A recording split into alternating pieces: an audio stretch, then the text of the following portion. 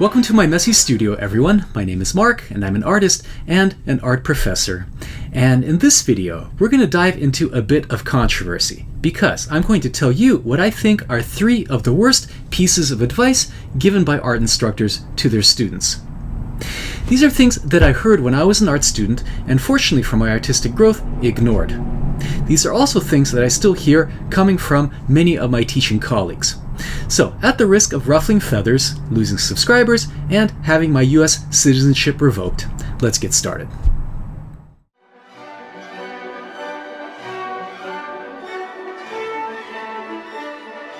The first misguided, annoying piece of advice is loosen up. This old chestnut is often heard in figure drawing classrooms, even in the first weeks of a beginning figure drawing class when students barely have their proportions right.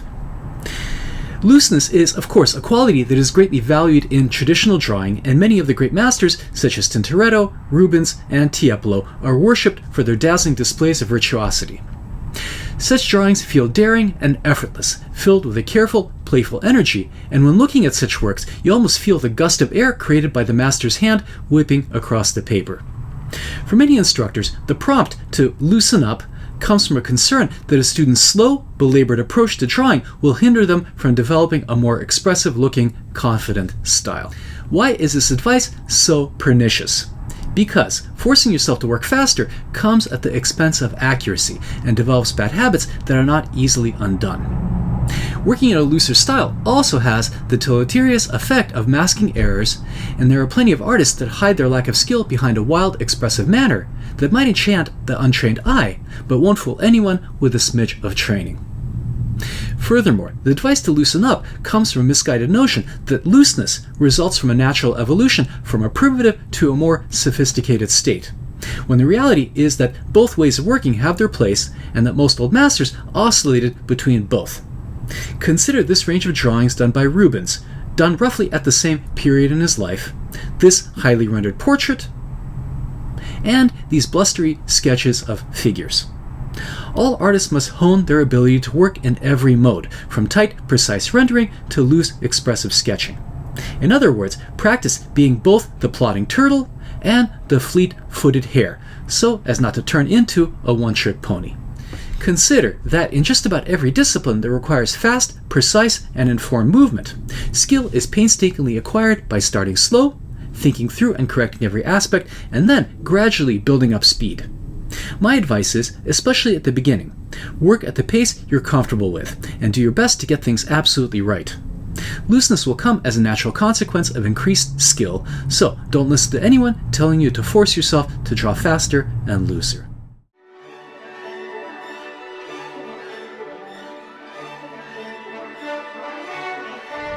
Now let's talk about the second piece of absolutely terrible advice. You should work larger. This again is offered up even to beginning students, and I often see first-year classrooms where students are drawing life-size on huge sheets of paper. I'm here to tell you that other than the pleasant rush that comes from thinking that you're doing important work, drawing larger is no harder than drawing smaller, nor does it confer any benefits. While the first piece of advice can actually make you worse, this piece of advice is bad simply because it's a waste of time and a waste of art materials.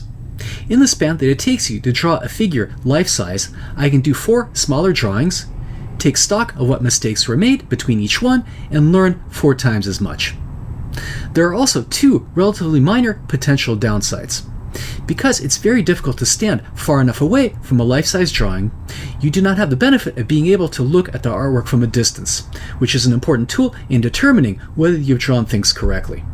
Furthermore, because drawing in a large scale involves long, large strokes, requiring you to make marks with your shoulder, the student might not develop the dexterity in movement of the fingers and the wrist required to work in a more normal scale. Not only is working large not useful, it has no history in artistic training. One thing that often still surprises me when I look at old master drawings is their tiny size. Centuries ago, paper was an expensive commodity, and an artist could not afford to spend money on huge sheets of paper on work that was never meant to be displayed or sold. If anyone wants to argue that working small hindered their progress, feel free. I, for one, remain skeptical. While it's true that an artist must be comfortable working in a variety of scales, I don't think there's any reason to work larger than 18 by 24 inches, the size of a standard large drawing pad. This scale allows you to work in a variety of sizes and develop crucial skills that'll guide you, even if someday you wish to draw something life-size or even larger. And though I think that working too small when learning to draw can also be problematic, in that it can hide mistakes, unless you're clearly struggling to render intricate details such as fingers, faces, and toes, I would simply ignore the advice to work larger.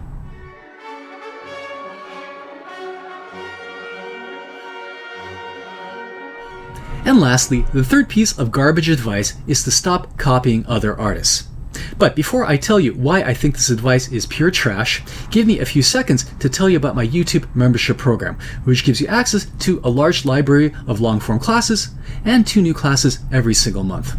It's a great way to support my channel and also receive ad-free long-form instruction from yours truly. Okay, back to the regularly scheduled programming. This advice is extended to students who aim to learn from the works of artists they admire through the practice of copying, and is incredibly detrimental because it's such a valuable way of learning. It's also an age-old training method, and we have countless examples of it, from Michelangelo's brilliant copies of Masaccio, to Rubens's copies of Michelangelo, to Delacroix's copies of Rubens, to Cézanne's copy of Delacroix. And while many of these copies were done in each artist's formative years, there are lessons to be learned from the copying process at every stage of your artistic development. This is why I continue to copy, and every time I do, I learn something new, even though I've been making art for over 3 decades. Instructors who give this advice fear that students who copy will never develop an original voice. But I strongly feel that their anxiety of influence is misplaced. This is something I've touched on in my other videos, but I think I can build on my argument here. Artistic vision is forged from many things, not just from your training, but also your culture, your education, your life experience, and lastly, your unique way of experiencing and understanding the world. Such things are completely unique to you, and if the process of copying somehow extinguishes your creative vision, turning you into a servile producer of derivative and pastiche imitations, then perhaps you didn't have a creative vision to begin with. So my advice is, copying will not extinguish your voice, but will make it stronger and more vibrant, so ignore anyone telling you to stop doing it. But now let's assume that you found my arguments convincing. What do you do when confronted by an instructor giving you this advice? Let's also assume that the instructor is otherwise offering you good advice and is worth learning from. In such circumstances, my recommendation is not to antagonize your instructor by openly disagreeing with them, thereby compromising the relationship and making them reticent in giving you additional, potentially extremely useful advice. Loosening up or working larger for a few classes will not somehow reverse all the progress you've made up to this point, leaving you drawing stick figures. As for copying, just continue doing it behind that instructor's back. While it's important to place trust in your instructors, shutting down your critical faculties as a student and simply accepting whatever instruction is given, which is something I call passive learning, is a very easy way to not learn anything. To fully engage with the instruction, one must take each piece of advice and think about where it falls in your educational needs. I think we can all agree that no instructor is perfect, but also that no single instructor, no matter how great, will offer you everything you require to develop as an artist. Chances are, to get to where you're going, you're going to have to study with quite a few different teachers and accept what is useful to you and discard what isn't. Ultimately, the way you do things will not only be a hybrid of everything you've learned, but also everything you've chosen to disregard. I hope you found this discussion interesting and useful, and if it spurred you to think about what other pieces of advice you've received are also complete garbage, feel free to share and discuss them here. Thanks so much for watching, and see you back in my messy studio very soon. Bye for now.